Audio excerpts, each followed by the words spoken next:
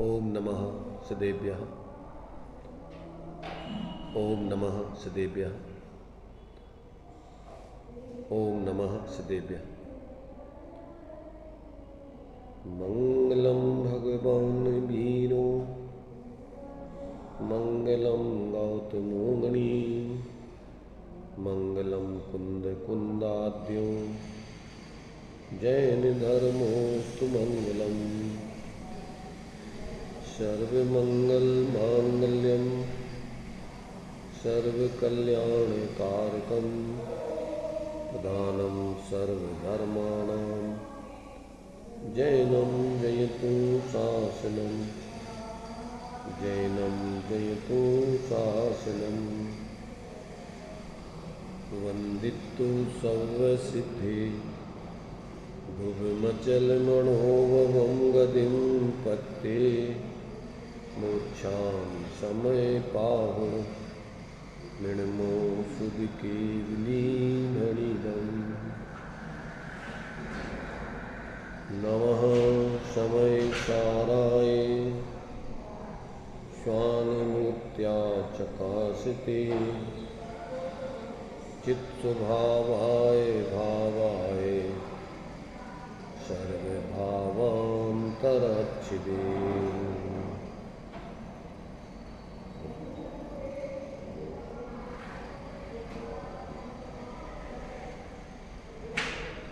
विषय अपना समय सारजी निर्जराधिकार चल रहा है। इसमें ज्ञानियों के कर्म का फल भोगते हुए वंद नहीं होता है, इस बात को यहाँ पर स्पष्ट किया जा रहा है। उसका हेतु बताया जा रहा है कि बंद नहीं होने का कारण क्या है। तो उसमें हेतु दिया है ज्ञान वैराग।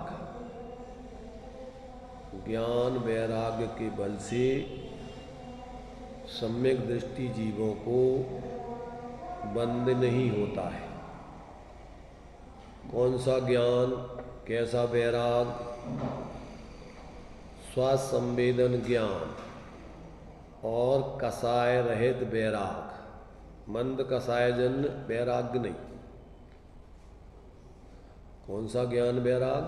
स्वसंवेदन ज्ञान और कसाय रहित वैराग्य, ये दो चीज़ें उनके जीवन में पाई जाती हैं, इसलिए उनको बंद नहीं होता।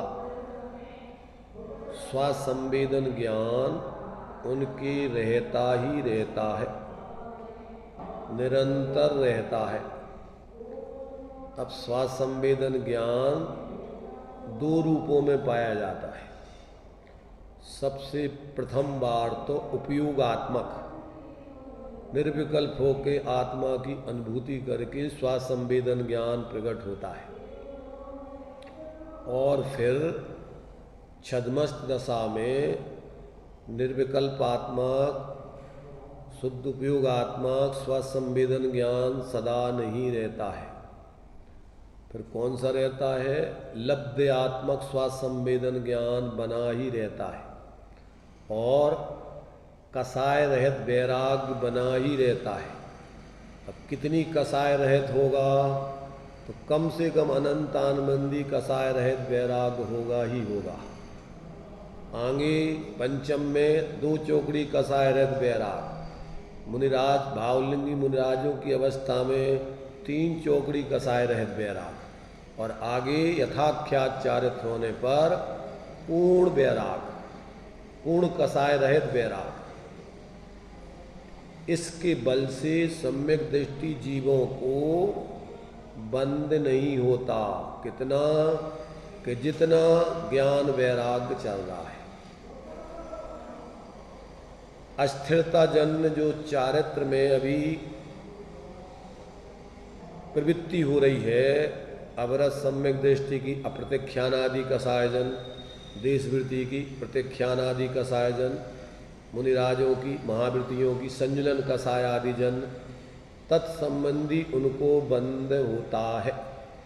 परंतु वो अनंत संसार का हेतु नहीं होने से उसके लिए बंद के मुख्य रूप से खाते में ना डालकर ज्ञानियों को निर्जरा होती है, तो अब निर्जरा तो मोक्ष मार्ग वाली निर्जरा है। अब पूर्ण निर्जरा, पूर्ण वीतराग दशा हो जाने पर और जब योगों का भी अभाव हो जाता है तो पूर्ण निर्जरा होकर के जीव सिद्धालय को प्राप्त हो जाता है। तो ये व्यवस्था बराबर अपने ज्ञान में रहना चाहिए। मात्र सविकल्प ज्ञान में अपने शुद्ध बुद्ध आत्मा का विचार करके उसको स्वासंवेदन ज्ञान नहीं मानना चाहिए। सविकल्प दशा में पहले निर्णय होगा काय का, अपनी शुद्ध आत्मा का, कि मेरा मूल स्वरूप ये है और ये जितने संयोग संयोगी भाव आदि है ये मेरा स्वरूप नहीं है। ये संयोगी भाव आश्रव भाव है और ये संयोग अपने लिए संसार दशा में एक क्षेत्रवगाही संबंध रूप है। ऐसे उनका निमित्त नैमित्तिक संबंध भी है संसार दशा में। शरीर के निमित्त से आत्मा की व्यंजन पर्याय विभाव व्यंजन पर्याय बन रही है, तो ये भी उसकी बराबर समझ में आना चाहिए। ऐसा संयोग नहीं समझना जो अन्य कर्म मकान आदि है और चीज़ें हैं, ऐसा संबंध कर्मों का और शरीर आदि का संबंध एक क्षेत्रवगाही है और उसमें निमित्त नैमित्तिक संबंध है। जब तक जीव के अभी क्या है राग आदि होते हैं तब तक उस शरीर आदि में भी उसको मिथ्या दशा में तो मोह होता है। हाँ, संसार दशा में नियम से अविनाभावी संयोग संबंध भी रहेगा और उसका निमित्त नैमित्तिक संबंध भी रहेगा। जब तक असिद्धत है तब तक उसका संसार दशा 14वें गुण स्थान तक रहेगी। अभी सिद्ध दशा नहीं हुई इसको, अभी विभाव व्यंजन पर्याय चलेगी, स्वभाव व्यंजन पर्याय प्रकट नहीं। ये नियम से संसारी जीवों की ये परिस्थिति निरंतर चलती ही रहती है। और अब आगे गुणस्थान प्रमाण यदि कसायों का अभाव करना है, बंध का अभाव करना है, तो उसके लिए बाहर से निर्वृत्ति और अंदर स्वरूप की विशेष प्रवृत्ति क्या होगा, ऐसा ही उसका निमित्त नैमित्तिक संबंध है। जब आगे का गुणस्थान बनने की जीव की स्थिति बनेगी तो बाहर में भी तत्संबंधी उसके त्याग आदि के भाव होते ही होते हैं और तभी जाकर के स्वरूप की विशेष स्थिरता पूर्वक गुणस्थान बनता है। ऐसा नहीं है कि बाहर में कुछ भी त्याग ना हो पंचम गुणस्थान प्रकट हो जाए। गुणस्थान होगा बाहर के त्याग से नहीं, स्वरूप की लीनता से। परंतु ऐसे ही निमित्त नैमित्तिक संबंध है कि बाहर में जब तक आपकी परिणति सीमित नहीं होगी, संयोग भोगों में आपका क्या होगा, सीमांकन नहीं करोगे कि अपन को जब ये अपने है ही नहीं तो व्यवहारिक दृष्टि से अपन को जितनी जरूरत है उसके अलावा अपन को क्यों इसमें उलझे रहना दुनिया का।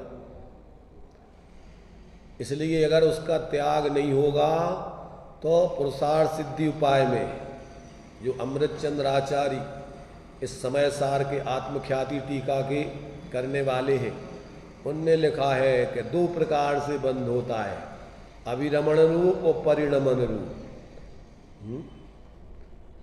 अत्याग रूप और प्रवृत्ति रूप। पापों में प्रवृत्ति कर रहे हो तब तो बंद हो ही रहा है, परंतु पापों का त्याग भी नहीं है अगर, तब भी बंद हो ही रहा है। अंदर में तत्संबंधी तुम्हारी परिणति में क्या है, आसक्ति चल ही रही है। तो ये जब तक ऐसा विवेक चारों अनुयुगों का साधक के जीवन में बरतता है कि जब जीव वेद विज्ञान करके स्वरूप लीनता करेगा तो चरणान योग का भी आचरण उसका सम्यक होगा, धर्म के अनुकूल गुणस्थान प्रमाण। कर्णान योग में भी कर्मों का उपशम 6 उपशम होगा ही होगा, तभी जाकर के वो प्रथमान योग का महापुरुष बनेगा, धर्मात्मा ज्ञानी। ये सम्यक दृष्टियों की कहानी ये सब अपन को प्रथमान योग में मिलेगी। देशवृत्तियों की कहानी, महावृत्तियों की कहानी, सबकी अपन को कहानी फिर ये प्रथमान योग आपको बतलाएगा कि सम्यक दृष्टि कैसे होते हैं, श्रावक कैसे होते हैं, महावृत्ति मुनि कैसे होते हैं, उनका आचरण आदि कैसा होता है।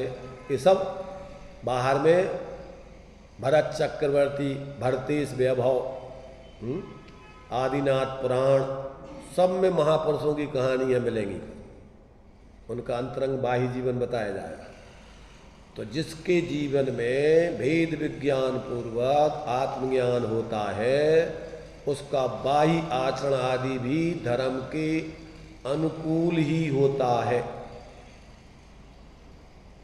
जो धर्म के लिए जो त्याग और ग्रहण जरूरी है, जैसे सम्यक दर्शन प्राप्त करना है तो बाहर में कुदेव, कुगुरु, कुधर्म, इनके मानने वाले, इनसे तुम्हारी विरक्ति हो जाएगी और भगवान जिनेंद्र के द्वारा बताए हुए तत्वों का ही तुम्हें श्रद्धान होगा और कोई बताए हुए अज्ञानी जीवों के द्वारा बताए हुए तत्वों पर आपको विश्वास नहीं होगा।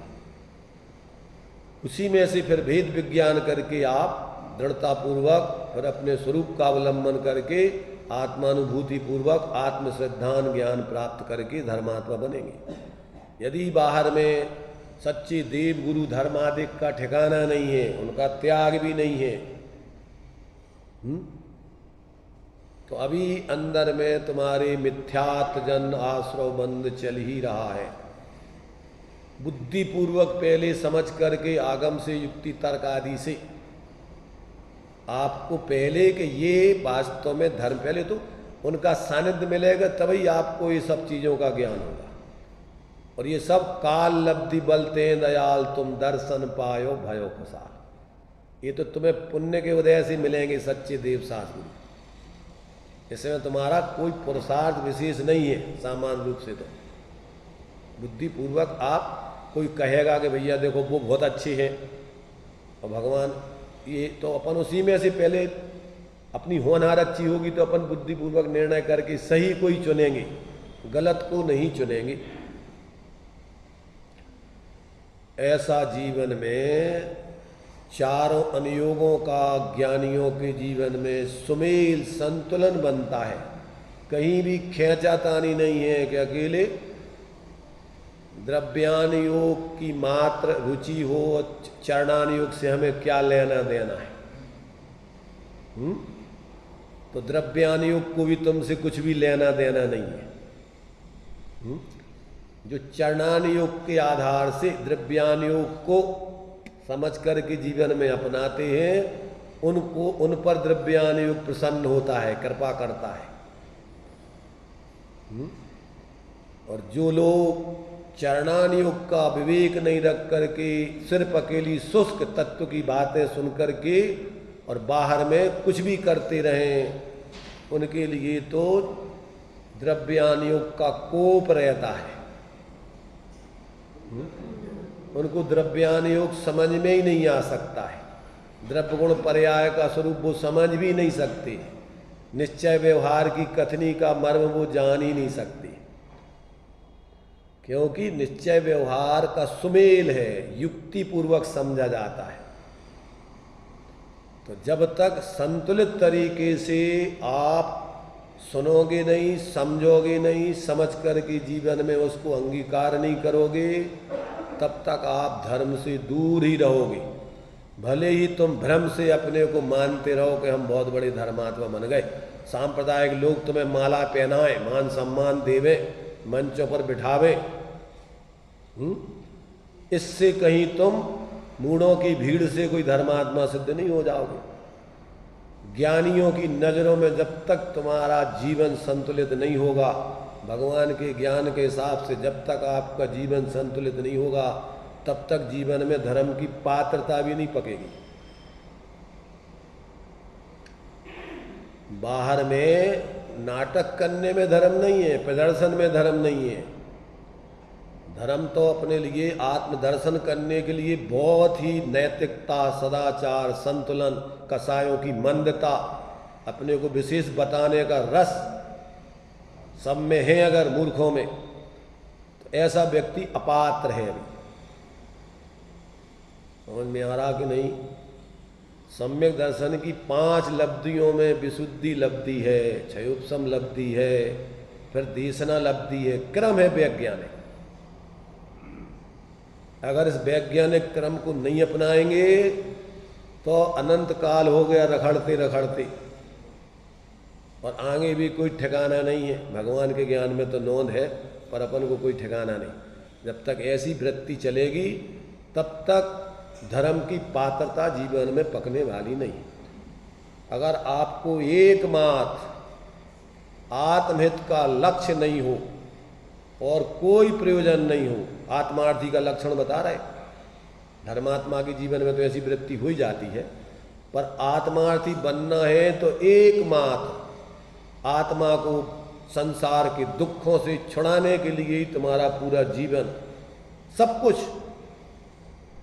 खान पान, उठना बैठना, संगति, सारी तुम्हारी उसके अनुकूल ही होना चाहिए, उसके अनुरूप ही तुम्हारी परिणति होना चाहिए। तभी जाकर के आपके जीवन में धर्म की पात्रता प्रकट होती है। और फिर जिस अपने उस शुद्धात्म तत्व के दर्शन पूर्वक सम्यक दर्शन, ज्ञान पूर्वक सम्यक ज्ञान, लीनता पूर्वक सम्यक चारित्र की उत्पत्ति होती है, वो कोई अलौकिक जीवन है। लोक के जीवन से वो जीवन नहीं मिलता है, और लौकिक व्यक्ति उसको समझ भी नहीं सकते। समझ रहे ना? जिनको जिस चीज का अनुभव ही नहीं है तो वो क्या समझेंगे उसको? लोक जीवन से उसकी परिणति बिल्कुल अलहदी होती है, जात्यंतर उसका अभिप्राय होता है। जैसे वो दृष्टांत दिया क्या, कहा रहीम कैसे बने कीर वीर को संग, बेडोलत अपनी मस्ती में उनके फाटत अंग। उनको बाहर में राग रंग में ही, बाहर के प्रदर्शन में ही मजा आता है, और इनको उसमें अच्छा नहीं लगता है कि इसमें क्या रखा है, उससे दूर रहना चाहते हैं। तो जब तक अपनी इस प्रकार से बुद्धिपूर्वक, तत्व निर्णय पूर्वक ऐसी परिणति नहीं बने, ऐसा अभिप्राय नहीं बने, और सारा जीवन धर्म के लिए, आत्मशुद्धि के लिए समर्पित ना हो, कुछ भी नहीं चाहिए, ना पैसा चाहिए, ना पद चाहिए, ना ख्याति चाहिए, ना और कोई लाभ चाहिए लौकिक, ना हमें किसी को कौन देखेगा हमें, ये तो बताओ। भगवान सर्वज्ञ के अलावा तुम्हें कोई जान सकता है तुम कौन हो? या सम्यक दृष्टि जानता है, या सर्वज्ञ पूर्ण रूपेण जानते हैं कि वास्तव में सब जीवों का मूल स्वरूप है क्या? कौन जाने? मिथ्या दृष्टि जाने। मिथ्या दृष्टि तो बाहर से मूल्यांकन करता है। औपचारिक जो तुम्हारे बाहर में जो कुछ लोगों ने मान रखा है, नाम रख रखे हैं, बाहर से पद दे रखे हैं, बाहर में तुम्हारे लिए जो कुछ भी धन संपत्ति आदि है, बाहर में शरीर है, उसके आधार से पत्नी है, माता है, बहन है, ये सब वो तो उसी रूप में देखेंगे। तुम्हें जानेंगे ही नहीं कि तुम जीव हो, तुमसे जीव जैसा व्यवहार करेंगे ही नहीं। जब भी व्यवहार करेंगे तो पर्याय दृष्टि वाला, संयोगाधीन दृष्टि वाला, मूढ़ता वाला व्यवहार करेंगे, विवेक वाला व्यवहार नहीं करेंगे। इसलिए जिन जीवों को अंतर में अभी संसार, सभ्यद संसार असार भाषित नहीं हुआ हो, उनके लिए अभी पात्रता धर्म ग्रहण करने की पकती नहीं। सबसे पहली शर्त है सभ्यद संसार असारा। ये ज्ञान में तुम्हारे 2 टूक निर्णय होने चाहिए। सभ्यद संसार असारा, यहां तक कि तीर्थंकर पद भी नहीं चाहिए। चाहिए क्या तीर्थंकर बनना किसी को? ज्ञानियों ने, आचार्यों ने उसको निदान में लिया है, प्रशस्त निदान। अगर तीर्थंकर, वो भी अगर दूसरों अपने को ऊंचा बताने के लिए है कि हम बहुत पूज्य हो जाएंगे, तो वो तो पाप बंद में जाता है। अप्रशस्त निदान में लिया वो। कल तुम बता रहे थे ना वो निदान, टोडरमल जी ने लिखा है, कि वो अप्रशस्त निदान, एक प्रशस्त निदान, तो वो धर्म की दृष्टि से विचार होवे तो वो भी तुम्हारे उस तीर्थंकर पने के अभिप्राय से तीर्थंकर पना नहीं मिलता है। उसकी चाह से तीर्थंकर, तीर्थंकर तो ठीक, मोक्ष की चाह रखे रहने से भी मोक्ष नहीं मिलता है। जब तक मोक्ष की चाह रहेगी तब तक मोक्ष नहीं मिलेगा। बिना मोक्ष की चाह के मोक्ष मार्ग में लगोगे नहीं, और मोक्ष की चाह जब तक बनी रहेगी तब तक मोक्ष मिलेगा नहीं। मोक्ष की भी चाह नहीं रहती, फिर सब में देश झुकाएगी। अरे मोक्ष कोई बाहर में थोड़ी है, अपना मुक्त स्वभाव है, तो मुक्त स्वभाव वो ही अपना मूल स्वरूप है, तो उसको बाहर में परिणति क्रम से उसी में लीन हो जाओ तो पर्याय में मोक्ष प्रकट होगा। तो जब तक तुम पर्याय की मोक्ष पने की इच्छा करते रहोगे, जब तक इच्छा रहित होकर पूर्ण स्वरूप में लीन नहीं होगे, तब तक मोक्ष ही नहीं मिलना है। और तो छोड़ो, जहां जे प्रारंभिक भूमिका में साधक है, पहले मोक्ष की कामना है तो फिर जीव नरक को जानो। अब संसार की कामना है, संसार की तुम्हारे लिए पद प्रतिष्ठा पैसा आदि चाहिए है, प्रदर्शन ये सब चाहिए है, तो उसको कहाँ है, मोक्ष तो बहुत दूर है उसके लिए। अब तो पुण्य ही नहीं होना उसको। ऐसा व्यक्ति तो यदवा तदवा इन किन प्रकार अपना जो उसने बना रखा है, पैसा कमाना है तो जैसे बने तैसे बेईमानी बदमाशी चालाकी कुछ भी करके इकट्ठा करेगा। पद चाहिए है तो साम दाम दंड भेद करके मायाचारी करके तिकड़म जुटा करके उस पद पर बैठने का प्रयत्न करेगा। मिलना तो पुण्य के अधीन है, उसमें भी पापानुबंधी पुण्य होगा तो मिलेगा, क्योंकि भाव तेरे उस पद को चाहने के और साम दाम दंड भेद मायाचारी करना ना, तो मायाचारी बनेगा तो पाप और होगा पुण्य का उदय तो मिल जाएगा। आगे होगा दुर्गति का पाठ, क्योंकि मान सम्मान अपने आप को ऊंचा और दूसरे को नीचा मानेगा। तो ये पहले भूमि की सफाई की बात चल रही है, यहाँ तो अपनी चर्चा चल रही है सम्यक दृष्टि धर्मात्माओं की, पर साथ में ये भी अपन को देखना हम कहाँ खड़े होंगे। धर्मात्माओं की अकेली चर्चा सुनते रहने से तुम्हारे जीवन में धर्म नहीं आ जाएगा।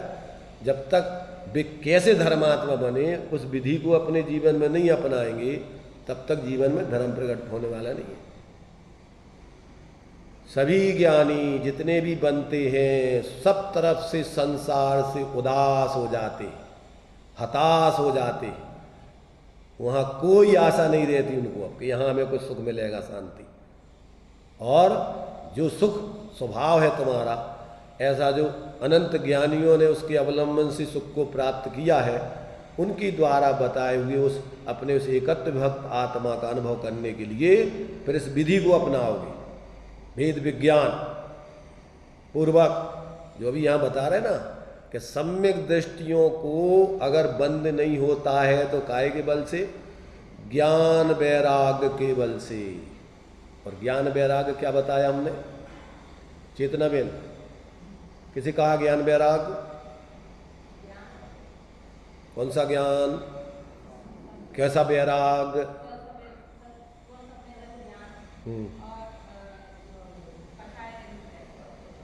फिर से सुन लो, स्वसंवेदन ज्ञान और कसाय रहित वैराग, मंद कसाय वाला वैराग्य नहीं, और अकेले क्षयोपशम ज्ञान वाला स्वरूप की जानकारी मात्र नहीं।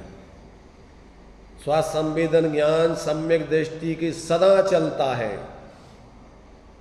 अब वो स्वसंवेदन ज्ञान उपयोगात्मक रूप तो जब पैदा होता है आत्मा का अनुभव स्वसंवेदन तब होता है, और छद्मस दशा में अंतर अंतर मुहूर्त बने गुणस्थान प्रमाण जो टोडरमल जी ने लिखा ना रहस्यपूर्ण चिट्ठी में, ऐसा शुद्ध उपयोग किसको होता है, कब होता है, कहाँ से होता है, कौन से गुणस्थान से होता है, ऐसा शुद्ध उपयोग जो सम्यक दृष्टि बनते उनको होता है। कौन से गुणस्थान से होता है, कौन से गुणस्थान से? चौथे से ही, चौथे से नहीं, चौथे से ही होता है। शुद्ध उपयोग से ही मोक्ष का मार्ग प्रारंभ होता है। फिर शुद्ध उपयोग तो निर्विकल्प होता है। ऊपर के और नीचे के गुण स्थानों में क्या अंतर है? चौथे गुण स्थान, पांचवें आदि सब में आगे के गुण स्थानों में सब में शुद्ध उपयोग होता है, स्वसंवेदन ज्ञान का होता है। तो उनके अंतर क्या है और इसमें जो है और क्या विशेषता है, तो नीचे के गुण स्थान वालों को स्वास्थ्य संवेदन ज्ञान में लीनता कसाय रहित जितनी होगी उतना होगा, उनमें लीनता पूरी नहीं होती है। जैसे ऊपर यथाख्यात चारित्र वालों को पूर्ण स्वरूप की लीनता होगी, ऐसे चौथे गुण स्थान वालों को कितनी लीनता, जितनी कसाय का अभाव है उतनी लीनता। और ऐसा अपने एकत्र भक्त आत्मा का निर्विकल्प अनुभव होता है। और नीचे के गुण स्थान वालों को ऐसा स्वसंवेदन उपयोगात्मक देर से होता है। क्या बता रहे, अंतर्मुख से ज्यादा नहीं होता है, वो हो गई मर्यादा, बस अंतर्मुख से ज्यादा नहीं होता है।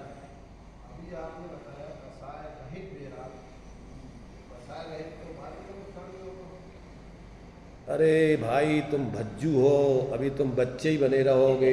रोजीना कितनी चर्चा कर रहे कि कसाय 4 प्रकार की बताई हैं। चौथे गुण स्थान में अनंतानबंदी कसाय रहे, 5वें में 2 चौकड़ी कसाय रहे, मुनिराज की भूमिका में 3 चौकड़ी कसाय रहे, और फिर 4 कसाय से रहित पूर्ण वितराग का। तो कसाय रहित, बिना कसाय रहित वैराग्य नहीं, कर्मों की निर्जरा नहीं होती। कसाय रहित का मतलब सर्व कसाय रहित नहीं, एक 4 चौकड़ी उनमें से एक कसाय रहित तो होगा ही होगा, अगर सम्यक दृष्टि है तो। बिना कसाय के मंद कसाय में वैराग नहीं होता है, वो नहीं कहलाता, उससे कर्मों की निर्जरा नहीं होती। ऐसा वैराग तो जीव ने अनंत बार धारण कर लिया, 9वें ग्रीवक तक चला गया। इतनी मंद कसाय कि उसके शरीर को छील दो, काट दो, पीट दो, फिर भी उफ नहीं करेगा, फिर भी एक किसी कर्म की संबंध नजरा नहीं होती। उसकी संबंध नजरा होती है स्वरूप ग्रहण करके निर्विकल्प अनुभव पूर्वक बीतराग दशा से। तो बीतराग दशा कितनी कितनी अब गुण स्थान प्रमाण होती जाएगी, परंतु ये नहीं है कि मंद कसाय हो गई, कसाय बिल्कुल नहीं गई, उससे कोई संबंध नजरा नहीं होगी, पुण्य का बंध होगा उससे। बाकी अघाती आदि कर्मों में तीव्र स्थिति अनुभाग नहीं बनेगा, तो वो विशेषता होती, परंतु संबंध नजरा मोक्ष मार्ग वाली नहीं होती। और दूसरी बात, कभी कदाचित किसी को स्वासंवेदन ज्ञान हो गया हो और 6 महीने के भीतर भीतर चौथा वाला, 5वें वाला 15 दिन के भीतर भीतर मुनिराज अंतर मुहूर्त में अगर उपयोगात्मक निर्विकल्प स्वसंवेदन ज्ञान नहीं करते हैं तो मिथ्यात्व में चला गया वो। क्योंकि वर्तमान में छायक सम्यक्त होता नहीं है, और उपसम क्षयोपसम असंख्यातों बार छूट सकते हैं। उपसम का काल तो इतनी जल्दी है नहीं, कई भावों के बाद सागरों पर्यंत बाद होता है। और क्षयोपसम सम्यक्त का काल जघन्य मध्यम अंतर मुहूर्त के बाद फिर हो सकता है। और उत्कृष्ट किंचित न्यून अर्ध पुद्गल परावर्तन काल तक भी नहीं होवे, तो नहीं होवे, भटकता रहेगा, निगोद आदि भी जाएगा। इसलिए इस भ्रम में भी कोई नहीं रहे कि हमें तो हो गया। ऐसा नहीं है, वो अभी क्षय उपसम और उपसम सम्यक के हो गया तो अब तुम निश्चिंत होकर कुछ भी कर देना। छायक वाला भी जल्दी से जल्दी सम्यक ज्ञानी हो, बहुदृढ़ चारित लीजिए, एक देशम सकल देश तसु भेद कहिए। तो उसका स्वास्थ्य संवेदन ज्ञान लब्धि उपयोगात्मक रूप में जब तक सम्यक रहेगा, जब तक चल, उपयोगात्मक तो कभी कभी होता है, और लब्ध्यात्मक स्वास्थ्य संवेदन ज्ञान उसके निरंतर वर्तता ही रहता है। और कसाय रहित पना वैराग उसकी वर्तती ही रहती है, और उसी से उसके संबंध नजरा होते हैं। ऐसे नहीं समझ लेना कि संबंध नजरा ज्ञानी के तो होते हैं और अपन तो ज्ञानी है, इसमें लगा है फुलाया है मुंह और हम तो सम्यक दृष्टि हमें बंद, बहुत दुर्दशा होगी। सम्यक दृष्टि ऐसा नहीं मुंह फुलाता है, दंभ नहीं करता है, वो तो अपने को दीनहीन, यहाँ तक कि गौतम गणधर जैसे भी अपने को अज्ञानी मान करके समोषण में 24 घंटे ड्यूटी लगाते हैं, सुनने के लिए बैठे रहते। इसलिए जब तक व्यक्ति को पूर्णता मोक्ष दशा की पूर्ण वितराग दशा सर्वज्ञ दशा नहीं हो जाए तब तक वो कहीं संतुष्ट नहीं होता है, कहीं उसकी बाहर में अकड़ पकड़ नहीं होती है। बहुत सावधान होकर इस अपने जीवन को जीता हुआ अपने मानव जीवन को सफल बनाता है। अंतिम समाधि मरण करके भावना क्या होती है श्रावक की? दुख खो कम्मक खो बोही लाओ सुगई गमनम समाई मरणम जिनगुण संपत्ति हो मज्जम, ये भावना होती है। ये नहीं है कि जो होना होगा सो हो जाएगा, भगवान के ज्ञान में जो होगा सो हो जाएगा, ऐसा मानता है वो। किसके आधार पर चलता है वो? भगवान के ज्ञान के आधार पर जीता है कि अपने विवेक पूर्वक अपनी साधना करता है और भावना भाता है कि अंत में धर्मात्मा निकट हो चर्चा धर्म सुनावे वो सावधान रखे गाफिल न होने पाऊं दिन रात मेरे स्वामी में भावनाए भाऊं देहांत के समय पर मुझको खुद को ना भूल जाऊं और तुमको ना भूल जाऊं, तुम्हारे द्वारा बताए हुए धर्म को ना भूल जाऊं और धर्म में अपना धर्मी आत्मा भी ना भूल जाऊं। कौन सी भावना रहती है? तो भगवान के ज्ञान में जो हो रहा होगा तो हो जाएगा, हमें क्या करना है? अपने परिणामों को देख करके अपन को सावधानी क्या रखना है? भगवान के ज्ञान में जो होना है तो हो जाएगा। ऐसा नहीं सम्यक दृष्टि सोचता है। भगवान के ज्ञान में जो सम्यक दृष्टि होता है उसके उनके ज्ञान में यही आता है कि वो बहुत सावधान होकर अंत में समाधि करना चाहता है, अभी जब तक श्रावक है तो। 12 वृत्त के अतिचार श्रावक की दशा बताई ना छेडाला में। 12 वृत्त के अतिचार पन्न लगावे मरण समय संन्यास धार। क्या करेगा मरण समय? संन्यास जानते? संन्यास माने श्रावक के पाक्षिक नैष्ठिक और साधक। तो अंत में साधक माने समाधि पूर्वक मरण करने की साधना करेगा वो। मरण समय संन्यास, संन्यास माने सब विकल्प छोड़ के परिग्रह आदि छोड़ के, और फिर संन्यास माने एकदम साधु बन करके। अंत में तो श्रावक को बताया कि वो संपूर्ण परिग्रह आदि छोड़ के मुनि बन के भी समाधि कर सकता है। तो ऐसा जब तक तत्व ज्ञान पूर्वक यथार्थ अपना जीवन संतुलित नहीं होगा तब तक व्यक्ति बहुत भ्रमित अनादि काल से बने हुए हैं। और यहाँ तो इस पंचम काल में भीड़ है मिथ्या दृष्टियों की, सांप्रदायिक लोगों की, कसाई जीवों की। जहाँ जाओगे वो अपने अपने हिसाब से तुम्हें समझाने का प्रयत्न करेंगे, चलाने का प्रयत्न करेंगे। नहीं चलोगे तो उनका पुण्य का उदय होगा तो तुम्हें दबाने का प्रयत्न करेंगे, अपने हिसाब से तुम्हें परिणमन कराने का प्रयत्न करेंगे। देर या सुनाई? आवाज आ रही कुछ?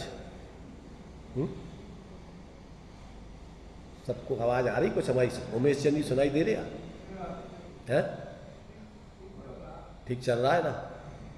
विषय भी ठीक चल रहा है, गड़बड़ तो नहीं चल रहा कुछ? क्योंकि सबसे पुराने हो तुम मुमुक्ष मंडल। ये चौधरी जी ज्यादा पुराने हैं तुमसे क्या है? कस्तूरचंद जी, कस्तूरचंद जी तो भी नींद ही में चले जाते, सुनते कम है ना। अभी देखो ना आज विश्राम में चले गए हैं। सुभाष चौधरी जी नहीं, वो तो बोल रहा है ना चौधरी जी का हमने। तो मतलब ये है कि देखो भाई, अपन लोग धर्म से जुड़े हैं, जिनवाणी से जुड़े हैं, बहुत अच्छी बात है। मुश्किल से लोगों को सत्य बात सुनने को मिलती है। ज़्यादातर तो मैं और मेरा चलता है धर्म के क्षेत्र में, सांप्रदायिक बुद्धि वालों का। तो मेरा नाम, मेरी मान, मेरे माने हुए सब तुम्हें चलना पड़ेगा। पर धर्मात्मा व्यक्ति मैं और मेरा नहीं करता है। धर्मात्मा तो कहता है तेरा पंथ सो मेरा। भगवान ने जो मार्ग बताया है वो ही मार्ग अपना है, और हमारा कोई व्यक्तिगत मार्ग नहीं, संप्रदाय नहीं।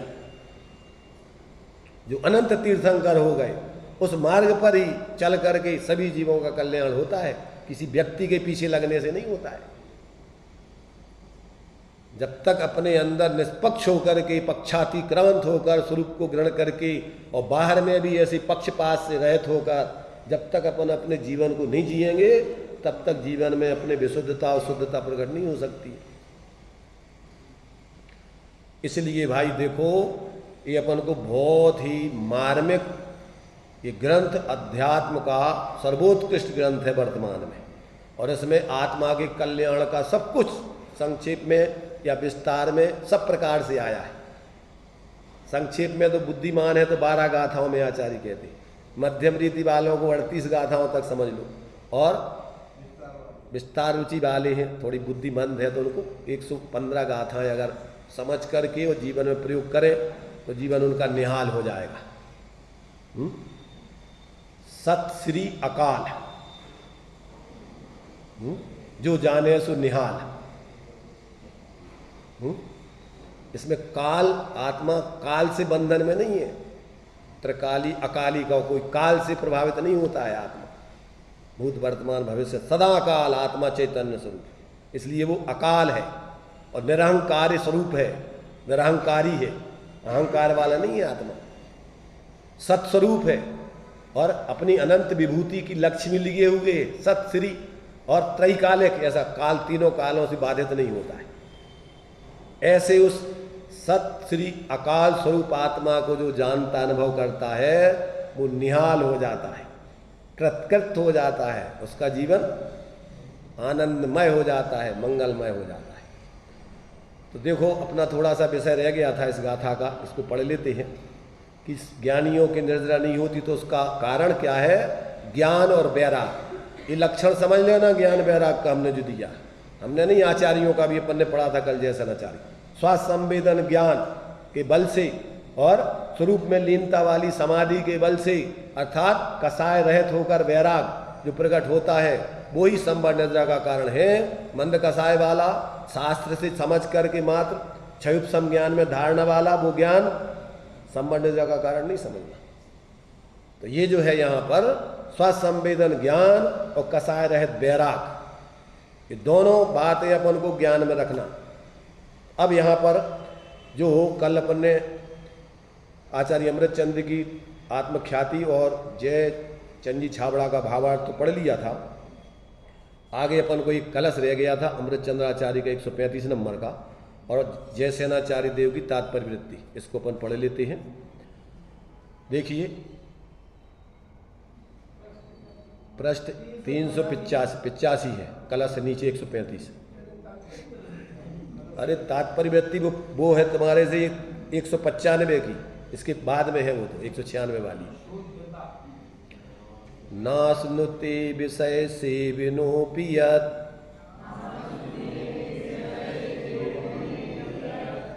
स्वं फलं विषय सेवनस्य न ज्ञान वैभव विरागता बलात् सेविकोपि तदसाव सेविका।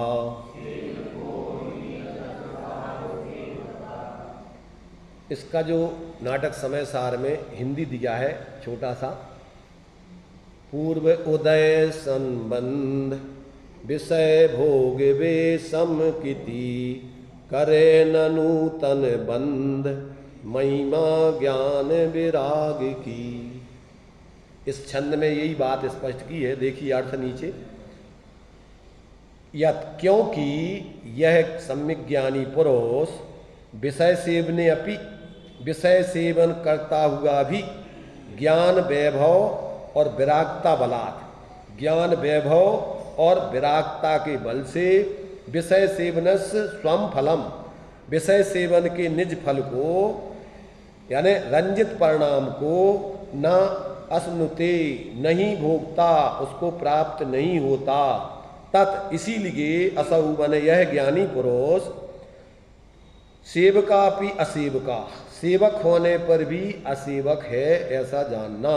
अर्थात विषयों का सेवन करता हुआ भी सेवन नहीं करता, काय के बल से ज्ञान वैराग बला। ज्ञान वैराग कौन सा? स्वासंवेदन ज्ञान और कसाय रहित वैराग, मंद कसाय वाले वैराग की बात नहीं है। ये बात ध्यान में सदा रखना चाहिए। जब भी ज्ञानियों को भोग भोगते हुए निर्जरा होती है तो काय से? भोगने से नहीं, भोगने के भाव से नहीं, वो तो बंध का भाव है। जो साथ में स्वसंवेदन ज्ञान, आत्मानुभव, आत्मश्रद्धान चल रहा है, उसकी दृष्टि और उसके अंदर में उसमें ही अपनापन चल रहा है, और साथ में जो स्वरूप की लीनता चल रही है जितनी, वो तुम्हारे लिए संबंध निद्रा का कारण जानना। बाकी जितनी कसाय है, जो भोगने का भाव है, अस्थिरता जन्य, उसमें रुचि नहीं ज्ञानी को, भेद विज्ञान बढ़ता है। वास्तव में ये आश्रव भाव है। और ज्ञानी क्या करता है? ज्ञानी क्या करता है? आश्रव दुख कार घनेरे बुद्धिबंत तेने निर्वीरे। उनकी निर्वृत्ति के लिए निरंतर जागृत होके संसंद नहीं हो जाता कि बस हम तो हो गए समय पे, ऐसा ज्ञान वैराग है ये। तो इस प्रकार से ये यहाँ पर ऐसे इस प्रकार से इस विधि के द्वारा सम्यक दृष्टि जीव क्या करता है?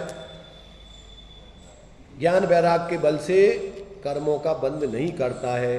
अब उसका भावार्थ देखिए, ज्ञान और विरागता की ऐसी कोई अचिंत सामर्थ्य है जिसका आप चिंतन में नहीं अनुभव में ग्रहण कर सकते हो। ज्ञान वैराग का सामर्थ्य चिंतन में आप उसको नहीं समझ सकते हो, विचारों में नहीं समझ सकते हो। कैसे समझोगे? अनुभव के द्वारा उस ज्ञान वैराग को आप समझ सकते हो। इसलिए उसकी अचिंत सामर्थ्य है कि ज्ञानी इंद्रियों के विषयों का सेवन करता हुआ भी उनका सेवन करने वाला नहीं कहा जा सकता, क्योंकि विषय सेवन का फल जो रंजित परिणाम है, मलिन परिणाम है, उसे यानी उस ज्ञानी को उसको नहीं भोगता है, उसको प्राप्त नहीं होता है। अर्थात जितना स्वरूप श्रद्धा ज्ञान लीनता है उतना वो उस मलिनता उसके जीवन में होती नहीं, और उसी से उसकी संबंध निद्रा है। जितनी मलिनता है वो अस्थिरता जन्य, वो अपना दोष जानता है, पर्याय में अपना स्वभाव नहीं जानता है, इसलिए उसकी निर्वृत्ति के लिए सावधान होकर आगे प्रवृत्ति करता है। ये हो गया तुम्हारा इस छंद का अर्थ, भावार्थ। अब तात्पर्य वृत्ति में आचार्य जयसेन स्वामी ने 196 गाथा का अर्थ किया है, जो उसमें विरागता का बल बतलाया है। देखिए यहाँ पर उसका हिंदी पढ़ते हैं। अब संसार, शरीर तथा भोगों के विषय में वैराग्य की सामर्थ्य को दिखलाते हैं। जह मज्जम पेमाणो अरधि भावेण मज्जति ना पुरुषो। जैसे कोई पुरुष रोग के इलाज के निमित्त मद्य में मद्य विरोधी औषधि डालकर मद्य को पीते हुए भी रति भाव के अभाव के कारण मतवाला नहीं होता। समझना, ये उसकी मारण शक्ति को क्या कर दिया, उसमें दवाई के औषधि के रूप में यदि कदाचित वो कहते वो ली जाती है ना, क्या बोलते बरंडी मरंडी क्या होता है जो भी, तो उसमें क्या है कि दूसरी चीज ये कह रहे हैं, माने क्या मिला करके लेता है वो, इलाज के निमित्त मद्य में मद्य विरोधी औषधि डालकर मद्य को पीते हुए भी रति भाव के अभाव के कारण मतवाला नहीं होता है। दव्व भोगे अरदो नाणी भी न बज्जदी तहेव। उसी प्रकार परमात्म ज्ञानी अर्थात ऐसे परम आत्म तत्व का अनुभव करने वाला स्वसंवेदन सम्यक दृष्टि ज्ञानी जीव पंचेंद्रियों के विषयभूत खान पान आदि द्रव्यों का भोग करते हुए भी जितने जितने अंश से निर्विकार, देखो यहाँ जितने जितने अंश से निर्विकार स्वसंवेदन से रहित बहिरात्मा जीव की अपेक्षा राग भाव को नहीं करता है। मिथ्या दृष्टि जैसे अनंतानमंदी आदि राग पूर्वक प्रवृत्ति करता है, सम्यक दृष्टि कम से कम अवरत अनंतानमंदी राग उसके नहीं होता है, उतना उतना उसको आश्रवबंध नहीं होता है। तो जितने जितने अंश से निर्विकार स्वसंवेदन से रहित बहिरात्मा जीव की अपेक्षा राग भाव को नहीं करता, उतने उतने अंश से कर्मों से नहीं बंधता। किंतु हर्ष विषाद रूप समस्त विकल्प जाल रहित परम योग लक्षण रूप भेद ज्ञान के बल से सर्वथा वीतराग जब होता है तब सर्वथा नहीं बंधता। सर्वथा बंधन का भाव कब होता है कि जब सब उसके कसायों का भाव हो जाएगा तब सर्वथा बंधन नहीं होगा। यथाख्यात चारित्र में कौन सा आश्रव चलता है? ईर्यापत आश्रव, सांप्रदायिक ईर्यापत, दो प्रकार के आश्रव बंध बतलाए हैं। तो उसमें सांप्रदायिक आश्रव तो संसार का ही कारण है, ईर्यापत आश्रव मात्र आश्रव ही है, बंध नहीं होता, उसमें आया और गया, रुकता नहीं है। क्यों कि बंध का हेतु अपन ने इसी में पढ़ा है अखाड़े में धूली चिपकती है तो काय से चिपकती है? युद्ध करने से नहीं, योगों की प्रवृत्ति से नहीं, काय से? मलिन चिकनाई शरीर में लगी होने से। ऐसे उपयोग की मलिनता मिथ्यात्व और कसाय के परिणाम ही बंध के कारण है, और जिसके मिथ्यात्व और कसाय के परिणाम नहीं है उसको बंध नहीं होता है। इसलिए संयोग दशा तक अभी आश्रव तो होता है, 13वें गुण स्थान में भी आश्रव हो रहा है योगों से। बंध के जो 5 हेतु हैं, अंतिम हेतु है योग, मिथ्यात्व, अवरति, प्रमाद, कसाय, योग। अभी जब तक योग है तब तक अभी संसार में जीव रहेगा, और जैसे ही योगों का अभाव हुआ और अयोग दशा हुई और बंधन के हेतु सब खत्म, अब जीव थोड़े से समय में आई उड़ी कहने मात्र के लिए उतना रुक के और चला जाएगा। मोहरत माने पूर्ण संयोग रहित होके ऊर्ध्वगमन स्वभाव से लोक के अग्र में उस अपनी शुद्ध सिद्ध दशा को प्राप्त होके सदा के लिए अब वहीं स्थिर रहेगा। जब अपन इसमें मंगलाचरण पढ़ते ना, बंदित्व सब सिद्धि कैसे है? ध्रुव अचल अनुपम गति को प्राप्त। तो अब वो क्या है? अब वहां से चलायमान नहीं होंगे, अब किसी प्रकार से उनके अंदर कोई मलिनता नहीं, चंचलता नहीं, ऐसा अनुपम आनंद भोगते हुए रही हैं अनंता अनंत काल, यथा तथा से परिणय। तो ज्ञान शरीरी त्रिविध कर्मल वर्जित सिद्ध महंता ते है निकल अमल परमात्म भोगे सर्व अनंत काल तक के लिए परम आनंद को भोगते रहेंगे। तो इस प्रकार से उतने उतने अंश से कर्मों से नहीं बनता, किंतु हर्ष विषाद रूप समस्त विकल्प जाल रहे परम योग लक्षण भेद ज्ञान के बल से सर्वथा भीतराग होता है, तब सर्वथा नहीं बनता। ऐसा वैराग्य शक्ति का व्याख्यान हुआ। इस प्रकार यथाक्रम से द्रव्य निर्जरा, भाव निर्जरा, ज्ञान शक्ति, वैराग्य शक्ति के प्रतिपादन रूप से निर्जराधिकार में तात्पर्य व्याख्यान की मुख्यता से 4 गाथाएं पूर्ण हो गई। ये जो है अपना जो है निर्जराधिकार का 196 तक की गाथाओं की चर्चा अपन ने संक्षेप में विस्तार में जितना भी अपन कर सकते उतनी कर ली। अपने जीवन में उसको अपन देखें कि निर्जरा होती है तो वेद विज्ञानियों के ज्ञान वैराग्यवानों के हमारे जीवन में वास्तव में क्या इस प्रकार से भेद विज्ञान ज्ञान वैराग्य जीवन में प्रकट हुआ कि नहीं हुआ तो अपने लिए पात्र बन करके इस संसार सब का आसार जान के उस कार्य को करने चाहिए। अभी अपना जो है कल से विधान का कार्यक्रम, कल से विधान का कार्यक्रम होगा, इसलिए अभी ये अपना ये प्रवचन कुछ दिन अभी भी नहीं चलेंगे। तो जो है वहाँ अपनी जो समय सार का विधान चलेगा उसमें आप संक्षेप में जो चर्चा होगी तो उसमें अभी आप जो अपनी चर्चा चली है उसका जो है स्वाध्याय करते हुए आगे और क्या बताया जाएगा, फिर इसमें अपन जो चर्चा इसमें विस्तार में है उसको अपने लिए स्वाध्याय के रूप में लेके अपने जीवन का शोधन करना। चलिए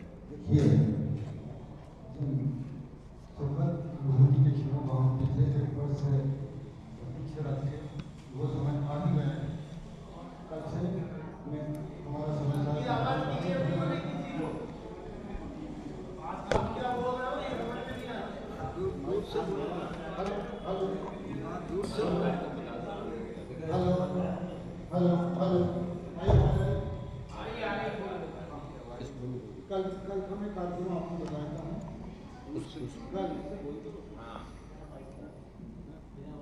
थोड़ा दूर